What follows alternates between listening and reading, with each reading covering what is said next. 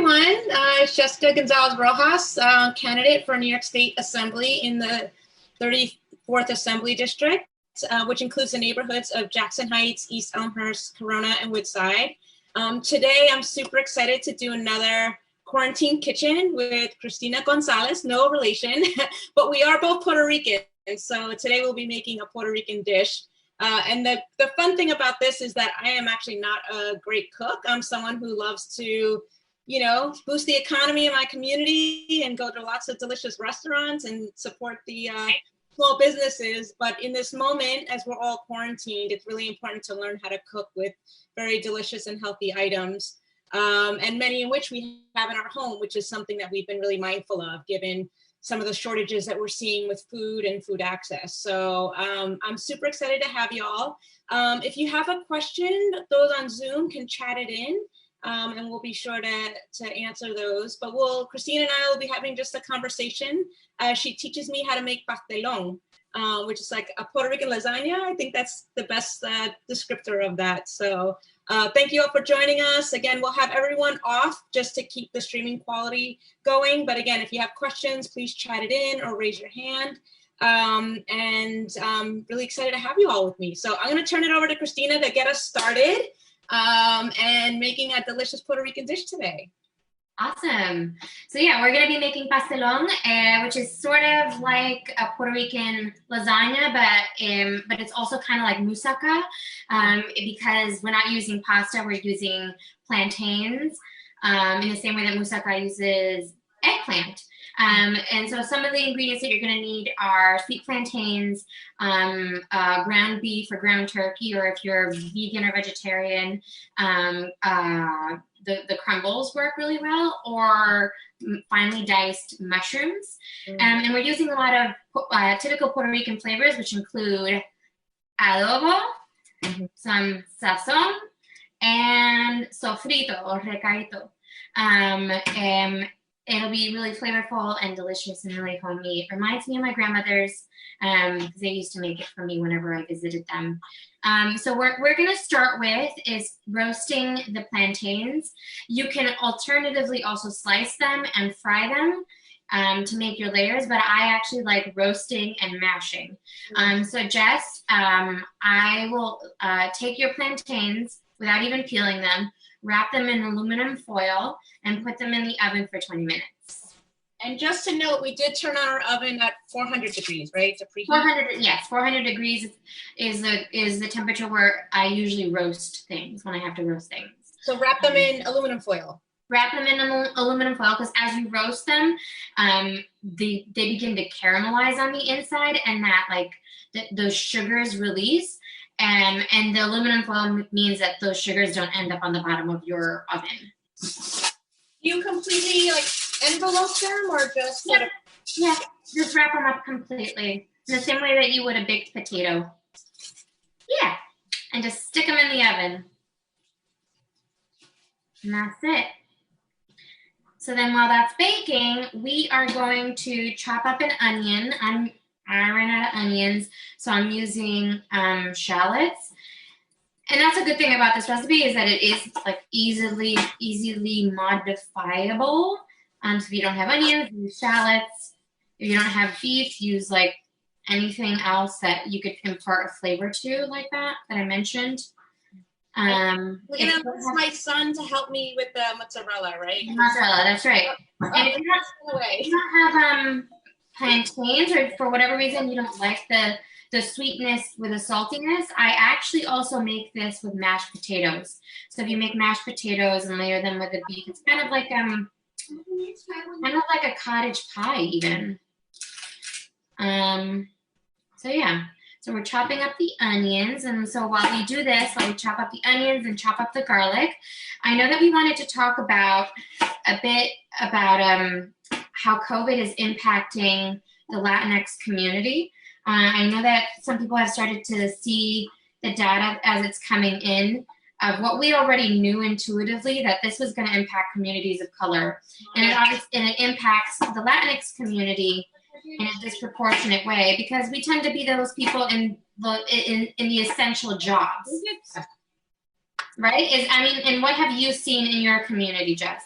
Yeah, so it's really important to understand this district. We are 88% people of color. We are nearly 60% Latino, Latinx, and about 27% Asian, and it's largely the South Asian community. Over 62% are foreign born, so they're of immigrants. And this is an extremely dense community. So people live in close quarters with not a lot of space. So when you talk about self-quarantining, it's very difficult when someone is required to be on the front lines because they're essential workers, and they come home to perhaps a crowded household with either roommates or family members, and there's not a lot of space to self-quarantine. So keep going, puppy. Oh, keep saying the other ones. So we've seen really high rates of infection here in Queens. We have the highest rates across the entire city. And again, this is where the numbers are not surprising to me, but we're seeing actually the highest incidences across the city of white people, but the deaths are of the highest rates of deaths are amongst Latinos and Latinx communities. And the data is not even fully there, right? Like they still haven't really captured the full scope of who's being harmed. But with the information that they have, we're seeing that our communities are most impacted. I live just not too far from Elmhurst Hospital. We might hear a few sirens going by as we cook tonight because it's nonstop. While I think it's slowed a little bit, it's not quite, we're not there yet. And I actually worry quite a bit because if the weather's getting warmer today, yesterday was a beautiful day. And I feel that people are starting to not take this as seriously. So I'm really deeply concerned about that. There's been a lot of folks kind of going outside without masks. See, my son. I know. One of my big concerns, and I don't know if everybody has seen these yet. There have been pictures that came out yesterday from people out in the parks, and the pictures that we see are a lot of people who aren't social distancing, are not wearing masks. They are in the Upper East Side and in the West Village. Yeah. And there isn't any enforcement of that. Not that I'm saying that cops should be the answer to this, because I absolutely don't think that they should be. But we are seeing in communities of color like Brownsville, when the same sort of like socializing happens, those people are arrested and force is used. Yeah. And so like this really concerns me in how this is going to play out in communities of color that are predominantly Latinx. Yeah. When that starts to happen. I am also curious, like one of the things that I tried to find out in seeing all these people just out and about without masks, like what are they thinking? Like I'm trying to sort of get in the mind of these people, like why take the risk, and what is it that they are seeing? And one of the answers that struck me was that people just don't know what to believe. They don't know, they don't trust their government. Yeah. They don't know what is real. Yeah. And so they just do what they want to do because they don't really believe what they're hearing. Yeah. Have you seen that at all in your neighborhood?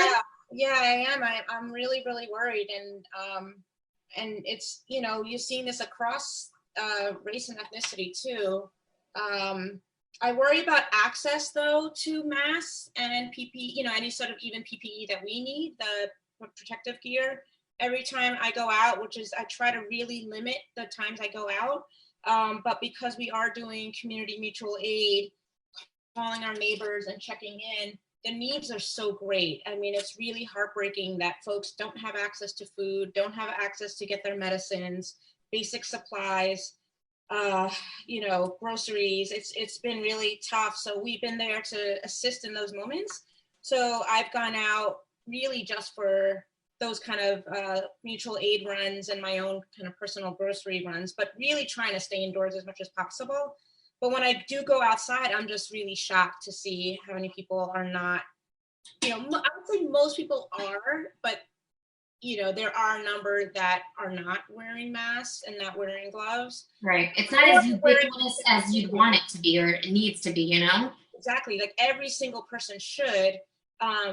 But yeah, I've gone into like you know, pharmacies and local stores, and a lot of them are charging quite a bit, I'll be honest, and or don't have them either. So I think equity of access to that, those materials are actually an issue.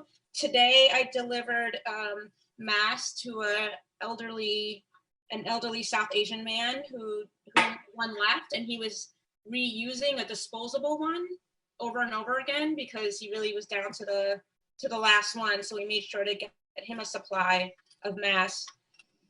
So, you know, it's both, I don't know, it could be both a little bit of not taking this as seriously or not understanding what the requirements are or what behaviors we should be promoting. And I would argue there's some lack of access to this equipment amongst communities that, you know, are less resourced, including mine. Right. So it is really concerning, and we're doing what we can to make sure folks have what they need. But, you know, there's so many folks to reach. This district has 124,000 residents, and many of us are below poverty line, right? So many of us are struggling. And what we said earlier about being essential workers, it's the restaurant workers, it's the folks who are, you know, cleaning these facilities, and our hospital workers that are delivery drivers, right? They are putting their lives at risk every single day to keep the city running because their roles are essential. And while it's great that they still have work, I'm deeply concerned about the conditions in which they're working under and whether they're getting A, adequate pay, right? And B, the protection they need to stay safe in those roles. Right. So obviously we know that access to resources is very different in communities of color than it is in white affluent communities, in terms of access to masks and gloves, but also in terms of access to medical treatment and testing. I kind of wonder how that plays into how risky certain communities are willing to be, because they know, like, especially if they're seeing the map of who's being affected, and they think that this has nothing to do with them. And they also know that if for whatever reason something happens, that they have readily available resources. Exactly. Like maybe they're like, I'm okay. I've seen the data. My people are okay. I could do this. And I wonder how much, like, how that policy of disparity also impacts decision making in this moment. Yeah. I mean, there's definitely a privilege with those who have access to healthcare. We know from the relief programs that have come down from the federal government that undocumented people are completely excluded, like nothing. It doesn't matter how much they work, if they pay taxes, they've been totally excluded. And many of them are excluded from and don't have access to healthcare or health insurance.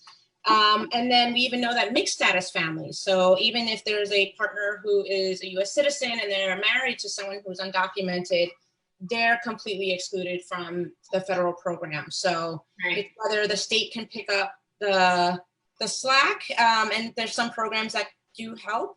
And then New York City just launched a program for immigrants, but it's only $400, one payment of $400 for a single person. That barely gets, 2-3 weeks of groceries. So forget about all the other needs that everyone has. So it's I would argue that there is some privilege for those who have access to medical care and feel less impacted by the virus, and those who are, again, often forced to put their life at risk because of work, who don't have access to that medical care, won't have access to those relief programs, and are completely left out of any sort of opportunity to be able to A, stay healthy, or B, recoup, resources and funds that they may have lost if they end up losing their jobs. Yeah, absolutely. All right, so back to this. You chopped up all your onions? Yes. And your garlic? Yep. Perfect. All right, so now in your pan that we're gonna cook up the beef. Put it in medium heat. Put about 2 tablespoons of oil. Okay, the big pan or the smaller pan? The bigger one of the two. Okay. And then once that starts to feel a little bit warm, I'm adding the onions, or in my case, shallots. until they're a little bit soft. You said about 2 tablespoons or so? About 2 tablespoons, yeah. And once the onions soften, then you add the garlic. I've mentioned this before. I always do the onions first because they take longer to cook and they're less likely to brown. If I were to put the garlic first, the garlic burns in the time that the onions cook. And it just tastes like burnt garlic. No, we don't want that. Nope. Okay, so first the onions.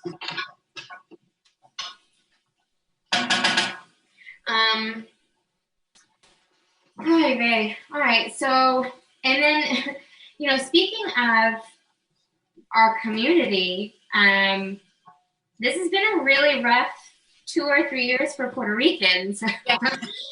And for those who don't know, I know that like maybe some of you have heard that in January we were having really bad earthquakes, like nonstop earthquakes for weeks. Yeah.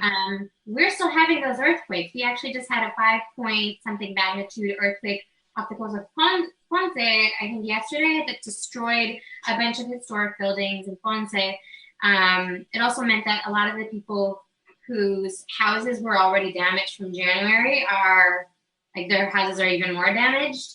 And in Puerto Rico, we have a really strict curfew that we don't have here in the United States.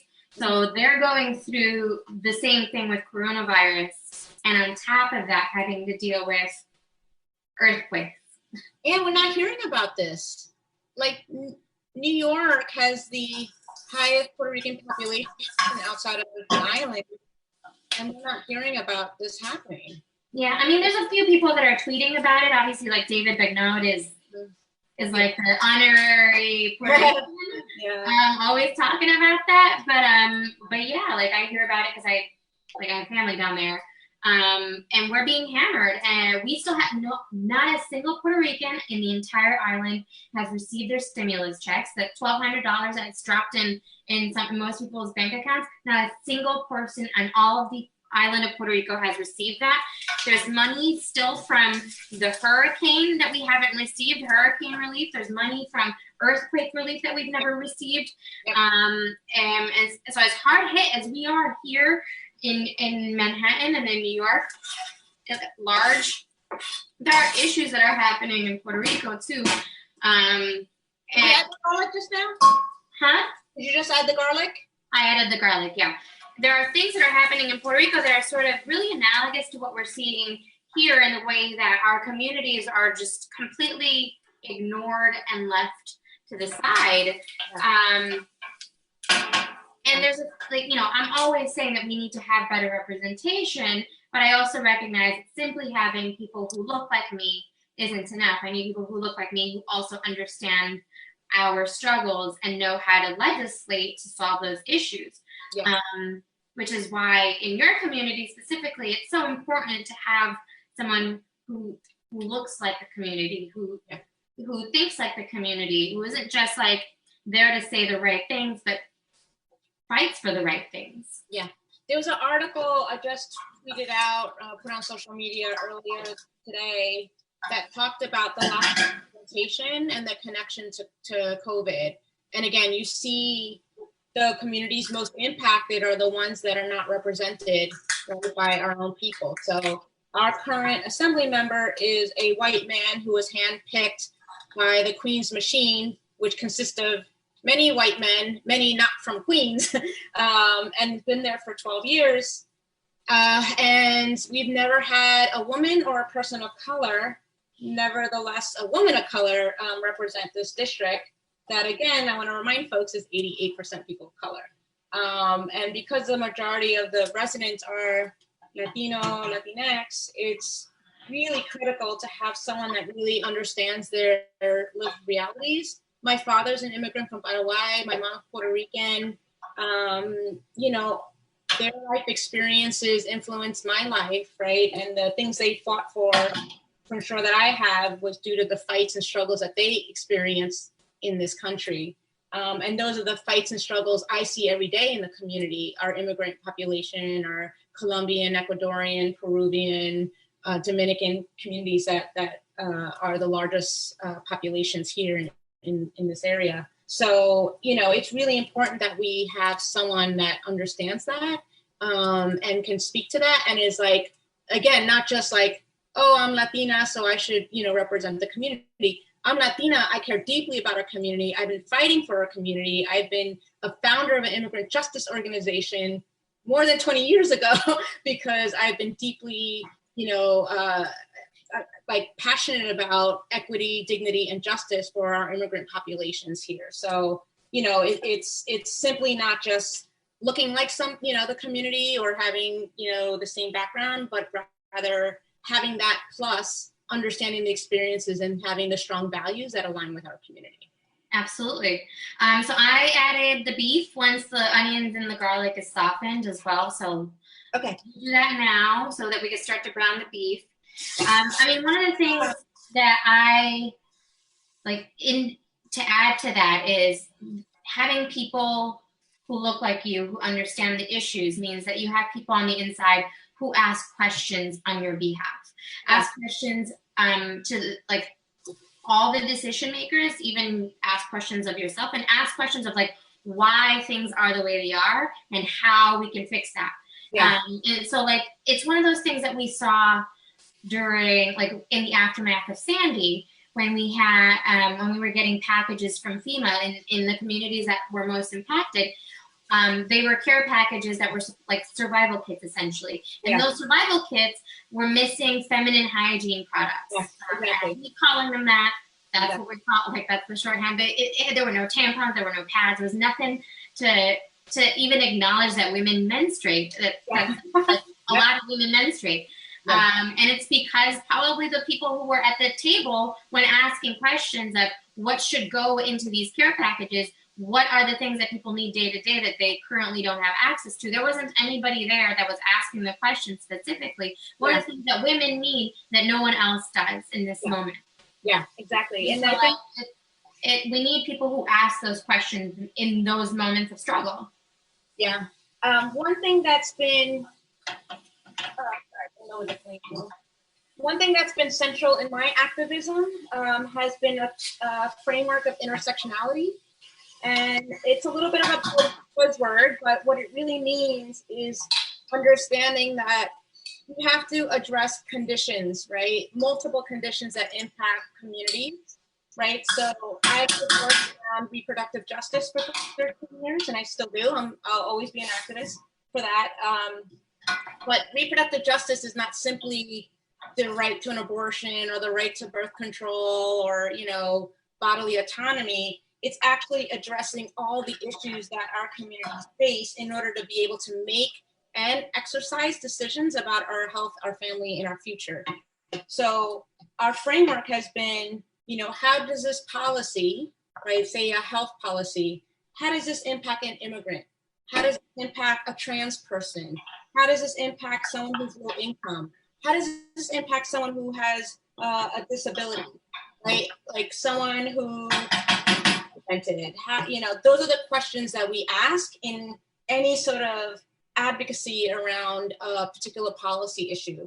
So it's exactly what you said, right? When people are at the table that understand these perspectives, the conversations are different and then their solutions are different and more inclusive and more thoughtful about the lived realities of our communities. Because if we're not thinking about how immigrants are included in relief packages, then we have millions of people who are falling through the cracks, right? Because no one's advocating for those lived experiences. And then immigrant women or trans community, right? There's so many layers of identity that we all hold, and it's critical to make sure that we're centering those lived experiences and those intersectional identities in all of our advocacy. Yeah. To the beef, add, if you have it, sofrito. Okay. How much? I don't know, like a tablespoon. Like a little dollop. Like a bloop. I am like an immigrant mother. Like when you ask your grandmother, like, Ma, how do I make this? Or like, you know, a little bit of that, a little bit of this. Like a plop of that. that's how I It tastes good. Yeah, and when it smells this way. That's basically how I cook too. But for those who don't know, recadito or sofrito is just like the base of most of the stuff that we cook, and it's a puree of garlic and onions and cilantro and culantro and ají dulce, and it adds flavor to everything that we make. So yeah, so that's what we do. Add that to the beef. Once the beef is browned, you're gonna add your little packet of sazon. This is another little magic thing that adds a lot of flavor to Puerto Rican cooking. This is a very Goya meal. Oh yeah, and honestly, like I've tried to buy different brands of sazon and adobo, and they're not as good. Yeah. It sucks. But so you add the sazon, and then you add the tomato sauce, like maybe half a can. So yeah. So you add sazon. I basically just add tomato sauce until it looks right. So just kind of like all coated? Like sort of coated? Like it's coating the... Not completely coated. You know what, now that I'm looking at it, I added about half a can of tomato sauce. Okay. I know my Puerto Rican grandma, she was the cook in the family, and unfortunately my mom didn't quite get those skills and never quite passed it on to me. But I remember wanting to learn to make, you know, Puerto Rican food and hanging over my grandmother's stove, and it was like impossible, you know, like a little bit of that, a little bit of this, and you're like, hey. And I was trying to write it down, and you know, it was just like I mean, that's how I learned how to cook too. Like my mom, I didn't learn how to cook from my mom, because she didn't like cooking, and the cooking that she did was because she had to. She was a single mom. But I learned to cook from watching my grandmothers and sort of just being intuitive, and also making a lot of mistakes. Like there's a lot of shit that I just didn't like. I can't see how many times I messed up rice. Yeah. Rice honestly took me the longest to learn how to cook. I made 10 versions of rice before I learned how to do that. And you just like, you get a knack for it after a while. But I actually have, as I cook, it's a picture, that's my grandmother and my dad. Watching over me while I cook. Is that in Puerto Rico? Yeah, it's in Puerto Rico. And I think I have a top that looks like that too. So where did your family grow up? My mom's family is from Cabo Rojo. It's the southwest of the island. They've been here. My mom's family has been there since the 1700s. We're like one of the first families of Puerto Rico that like moved there, or colonized it. Our histories are uncomfortable. Yeah, they are. And my dad grew up in Rio Piedras. His mom was in the picture. She was a housekeeper, and she also would cook food for like the neighborhood men who were single, either because they were single or because their wives had passed on. So there was always a ton of food in the kitchen, always a ton of food. And she was always cooking. So that's who I got that from. And then growing up, we also had, this also sounds uncomfortable to admit, but we had a housekeeper, because that is part of the Latin American culture, is to like, even if you're middle class, you have a housekeeper. And my mama, being a single mom, she needed the help. So I learned how to cook from this Dominican woman, Doña Ana, who like, she treated us like her grandchildren. So I learned to cook from her too, whatever I didn't already know. You have a little Dominican flavor in your food too. I mean, it's why I call this pastelón, because in Puerto Rico we call it piñón. But she would call it pastelón. But yeah, so like once the beef is nice and cooking, I add oregano. I used because I live in Washington Heights, I have like that good Mexican oregano. In the market, I use about, I don't know, that much. I didn't see Or it. you want to put it on this camera over here? There we go. Oh, that's like a lot. That much? Yeah, it's about a tablespoon, and then I just sort of like crush it in there. Then I add about a quarter teaspoon of cumin, like a little dash. Okay. Maybe 2 dashes of cumin, and some freshly cracked pepper, and then taste the sauce and add adobo and a bit of salt. And I actually also add a little bit of olives. If you like olives, you can add them. If you don't have to. Just chop them up. I buy these, the manzanilla, that are stuffed with little pimento peppers. Don't make the mistake of buying them seeded, because that's a pain in the ass to chop up. I made the mistake. Oregano, cumin, salt, and then I think I missed something. Oh, Cracked adobo. pepper. Okay. Some cracked pepper. Oh, cracked pepper. And then taste the sauce to see how it is with flavor. And if it needs a little bit more flavor, add the adobo. If it needs more salt, add salt.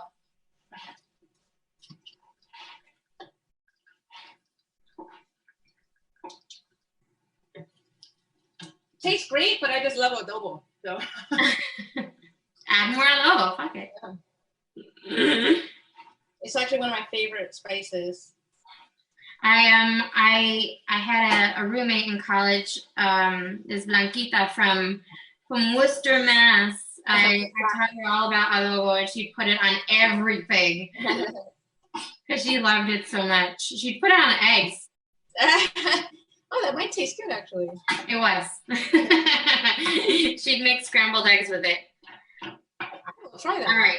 How are the plantains smelling? It should start, like, when you open it up, it should start to almost smell like caramelly honey-ish, like really sweet. Should I take them out? Huh? Should I take them out, or? Yeah, take them out now. Okay.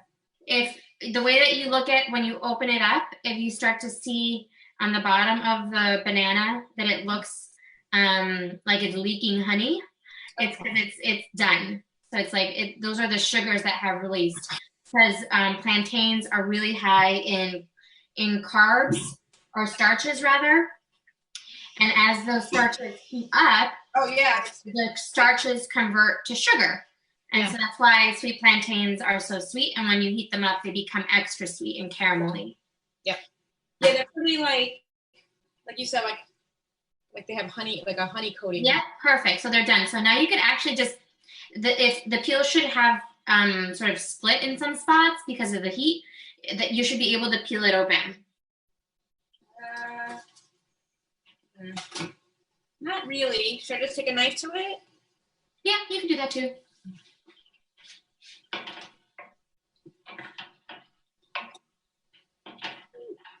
And this is a good thing to enlist your helper. Once you open those up, put them in a bowl to mash. Okay. So get Lucio to help you. Anybody at home who's watching who has kids, this is a great recipe to make with kids, because there's a lot of like little things that they could do to help out. And so this is a good way to get them to help out, is having them mash up some of that plantain. When I mash the plantain, and this is totally to your taste, but I add a bit of butter and a few dashes of allspice. I like how it brings out the flavor of the plantain, but you don't have to, and it's not remotely traditional. It's not at all what my grandmothers did. It's what I do. So if you want to do that too, you could do that. In terms of okay, I have a potato masher. What's that? And I mash it with. I have like a potato masher. Oh, no, yeah, you could use a potato masher, or you could use a fork. I mash mine with a fork. Okay. Should I mash it in the loaf bowl or something different? In a what? Should I do it in a different bowl, or in the bowl that in this guy? Oh, that's a great question, because that's what that container is, what you're going to be baking it in, right? Yeah, I guess you could just mash it right in there, because that was going to be like the next step, is just to put it back in there. Okay. Might as well mash it in there. Okay, I'm gonna put myself on mute because I'm gonna yell for my child. Okay. Let's see. Are there any questions so far? You could ask questions about the topic of how COVID is impacting the Latinx community. You could ask me questions about my cooking. Anybody have questions about any of those things? Even Mia or Melina, feel free to jump in with a question while I cook. Hello. Oh wait, let me spell it myself. My helper is here. How many portions are you making this for? Like the recipe you're giving, how much does it make? I'm making for 2 because I'm just me. I live alone. But the good thing is because it serves 2, it's easily adaptable to serve 4 or 6. I'm using 3 plantains and 1 pound of beef. And I tend to have some left over of both of those things. But yeah, it usually serves about 2. Okay. Mostly because like it could probably serve 3, but it's one of those things that once I start eating it, I can't stop. So it serves 2.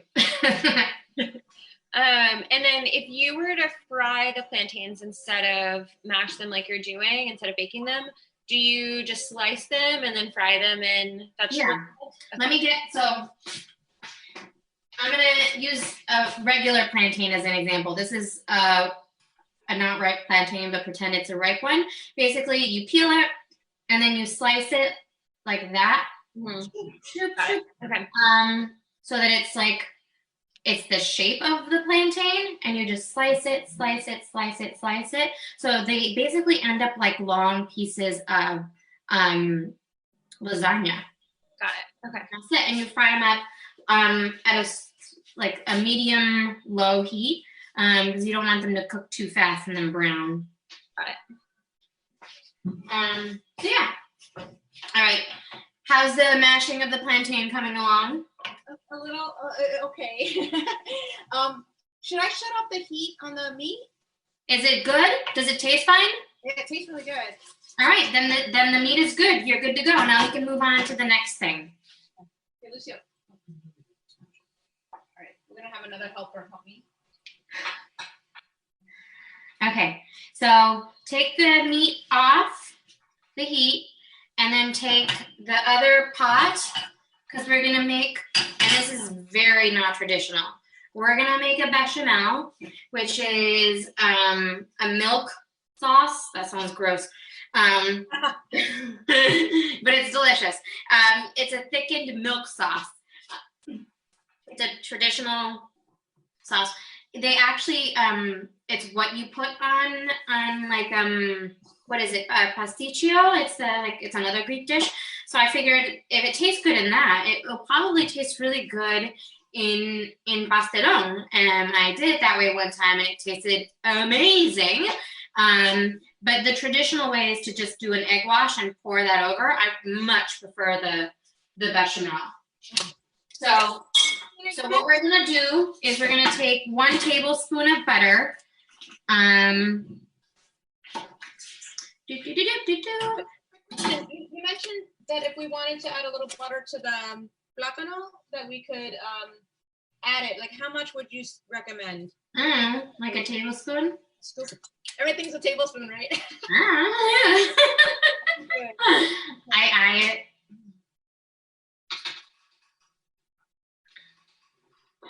Okay. So put about a tablespoon of butter in for the bechamel? Yeah. Put the butter in the saucepan. I do about a low to medium heat because once you add the flour, you don't want it to burn too quickly. Okay. And so the basis of what we're going to do, a roux, is the basis of the bechamel. It's also the basis of like a lot of famous French sauces, like that cheese sauce to make really good mac and cheese. That's called a mornay. It's also the basis of a lot of Creole cooking, and they make a brown roux. They let it brown a lot longer, so it's really nutty. And that's the basis of like gumbo. Mm-hmm. So this is an important little thing to learn. Okay, so So once the butter is all melted, then you add a tablespoon of flour.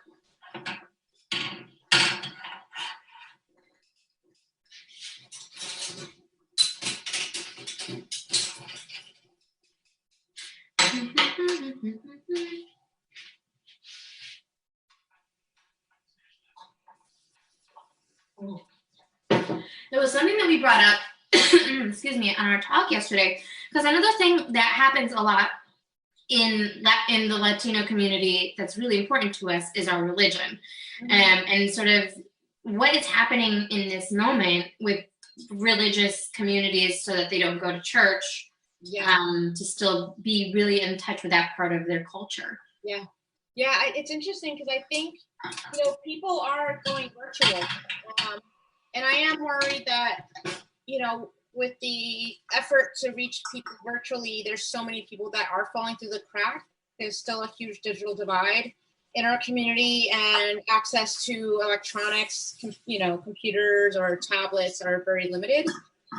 But I am seeing church services being streamed either like by YouTube or Facebook.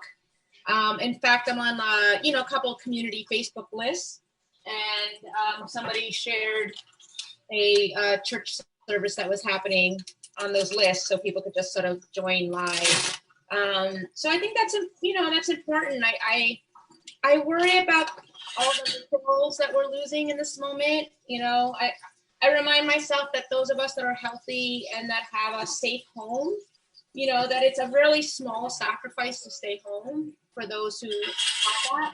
For many who don't have that, right? That's not their lived realities.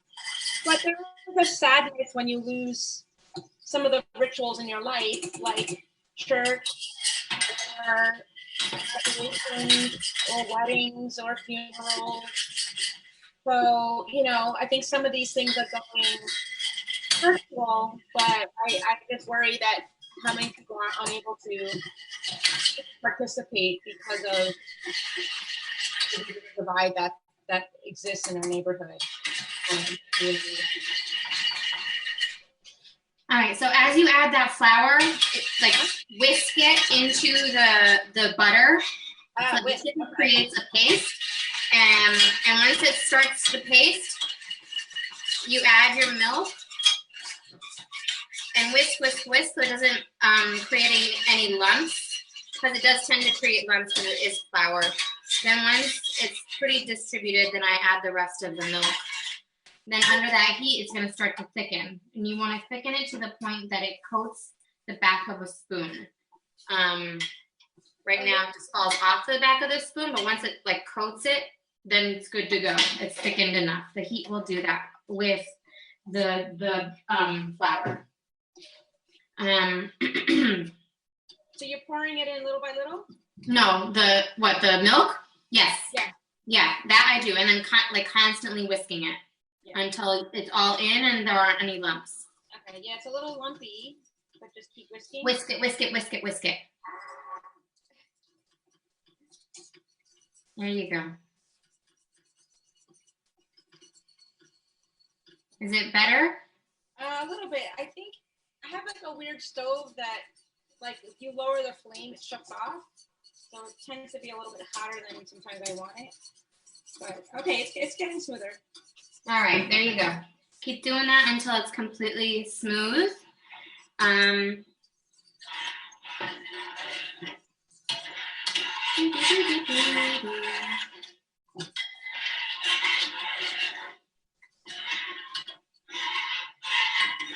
about a cup of milk, right, total?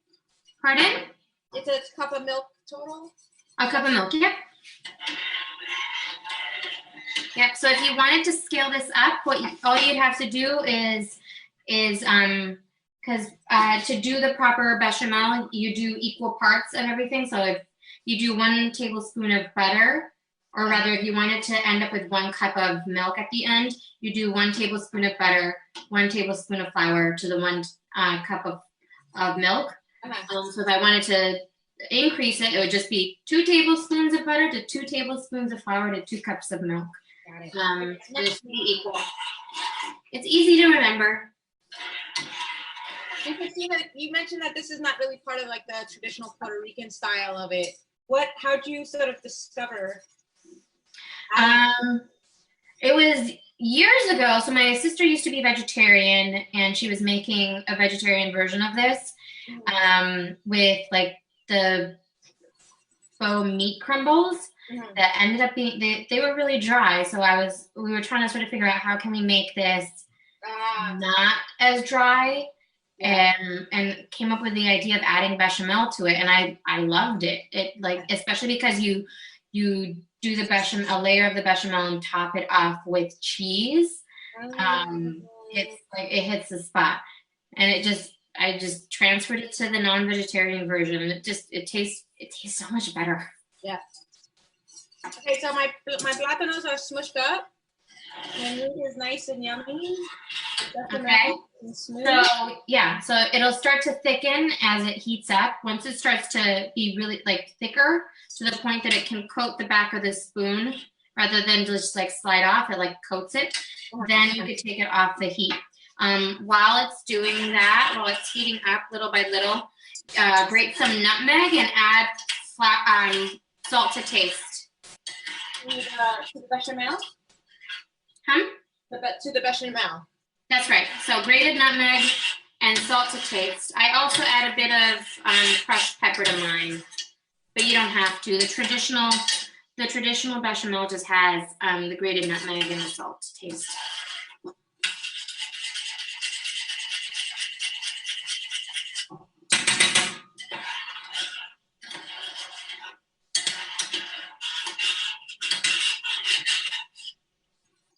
There we go. So I want to show you what this looks like when it starts to coat the spoon. Shit, that's hot. I'll show you in my cooking can.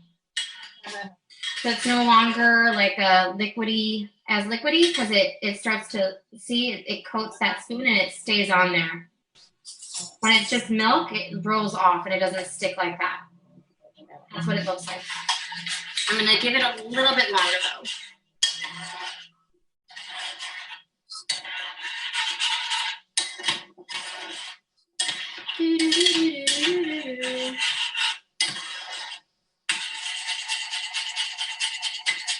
How's it going for you?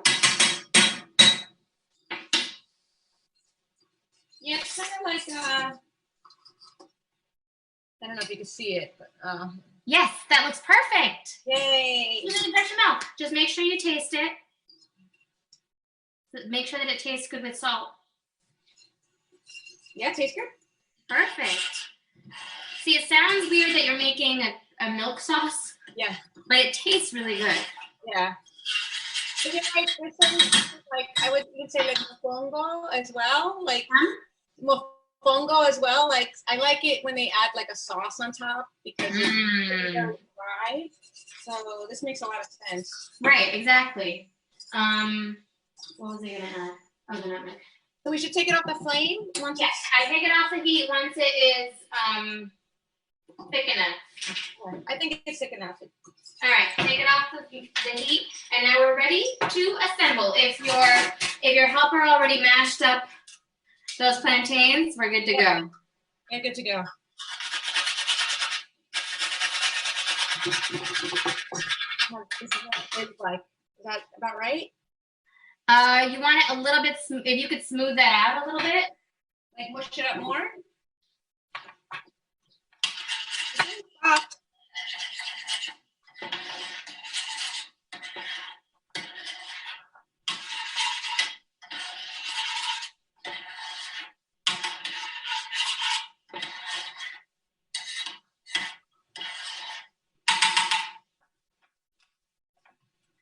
Okay. All right. It's good. Yum. All right. So once that's good, we assemble. I'm only doing half for me because the other half I'm putting into the freezer. So that's a good thing too. Like if you wanted to make this and then save it for later, you can do that with this. Okay. But when And the same way that you like assemble a lasagna, cover it, and put it in the freezer to bake for later, you could do the same thing with this. Interesting. Makes it really good. All right, so first you do a layer of the mashed plantain. Then you top it off with the beef. And make sure, because the beef has a lot of grease in it, make sure that you sort of like, when you scoop it out, that you put it to the side of the pan so you drain some of that grease. Oh, okay. You don't want that to end up in the pastelón. So maybe using like a something. You could use a slotted spoon. Yeah. And make sure that your plantains are an even layer. Oh, okay. And we're using all of them, right? It's not like we're layering more plantains. Yeah. Although, like, if you're making this at home, you could do layers. So do a layer of plantain, do a layer of beef, do a layer, and I just find that this is so much easier, and it tastes the same. Yeah. So why am I like making it harder for myself? So just like spread it. Spread a nice layer of the beef after you've drained the grease.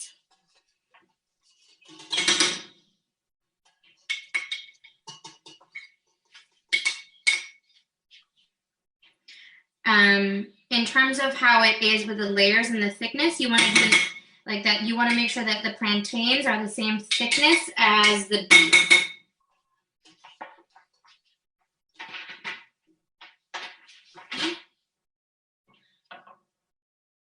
The same thickness as the meat? How many? You said the same thickness as the meat? Yeah. So if you want to sort of figure out how much meat to put about as much as you did of the plantains. Got it.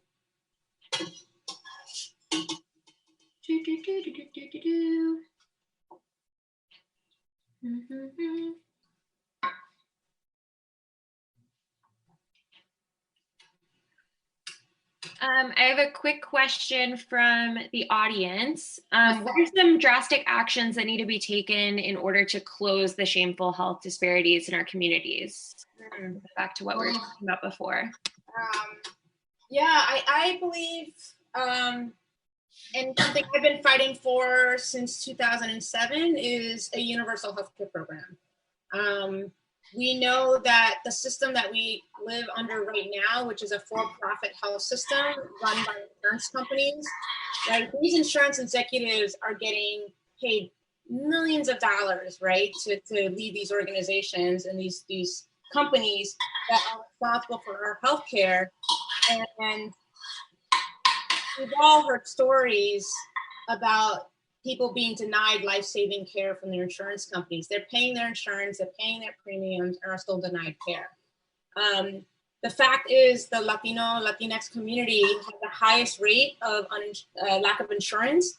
And even after Obamacare was passed, which was something I was really involved in fighting for, it still didn't change the disparity to a place that, folks have equitable access to healthcare.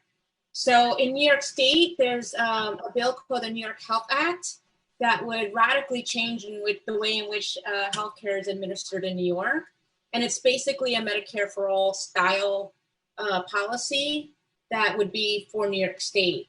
And the reason that it's important to advocate and pass the New York Health Act is because it could be a tipping point for the rest of the states. Ultimately, we need a federal program, right? So everyone across the country has equitable access to healthcare, but we can be a leader here in New York. And that's something I'm fighting tooth and nail for. And that's something that I will bring, that advocacy to Albany when elected to the assembly, because this crisis has highlighted the health inequities in our community. And again, would look at the data, right? Look at the number of deaths amongst Latinos, Black communities of color are disproportionately impacted. And a big reason for that is because of the health inequities. So many of us were not healthy to begin with, right? So having access to the New York Health Act, having access to universal health care would have put us in a healthier position to better deal with this crisis to begin with. And for those that need care and need access to care in this moment, they would have had it. many are not seeking the care they need because of fear, because they don't have health insurance, or they're undocumented, or otherwise have mistrust of the healthcare system, which many communities of color do. So, you know, these are issues that are incredibly important to me, and something that I will fight tooth and nail for as a member of the Assembly. Yeah, absolutely. All right, so now to the beef, add the bechamel. Okay, on top? Yes, just right on top, and then on top of the bechamel, like, it doesn't have to be perfect, just like a light drizzle all over the beef. Yeah. And then on top of that, the cheese, so that it looks like this. Oh, and it's 7 o'clock, so let's take a moment to wait. I don't want to spill anything. But let's take a moment to celebrate our frontline workers, our healthcare workers, our doctors, our nurses, the people who are cleaning the hospitals, caring for the patients, the folks who are delivering food to the hospitals, that are feeding our community. So let's just like give them a shout out. This is a deaf clap, so I support that. I'm hearing beeping outside. Yeah, so, I am too. You know, always a nice moment. And one in which to express gratitude for those people who are risking their lives every day to save the rest of us. So, yay. Okay, so spread this out. Yeah, I didn't add all of it to mine, but I also am doing half. Yeah, spread it out, and then add the cheese on top. Okay. Great. Oh, my cheese. My helper, help me. Perfect. Add those crumbled up on top. And then once that's all done, you put it in the oven at the same sort of 400-degree oven that you had from the plantains until the cheese starts to bubble and brown. Awesome. About how long? You just have to keep an eye on it? Until it browns. until when you're over in your living room and you can smell it, then it's done. Say like 20 minutes-ish, or more like an hour? Okay. Yeah. Okay, because I know we're almost, we're it's 7 o'clock, so we're at time. And we're done. So like, the trick is like, if you're in another room and you've forgotten about it, and then all of a sudden you're like, something smells good, then you know it's done. Cristina, tell us the best way. Okay, so it's done. You take it out of the oven, and then you eat it. You can serve it all by itself, or you could serve it with a side of white rice. Ah, it's good. It's good. That's it. It's pretty easy. And I'm really happy there's cheese on it because it's like one of my favorite things in the world. Okay, so put it in the oven, and you said 400 degrees, right? 400 for about 20 minutes. Where's my mix?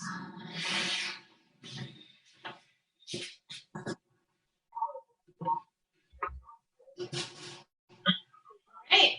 And that's it. Good. Yeah. Thank you, Cristina, so much. I'm super excited to eat it.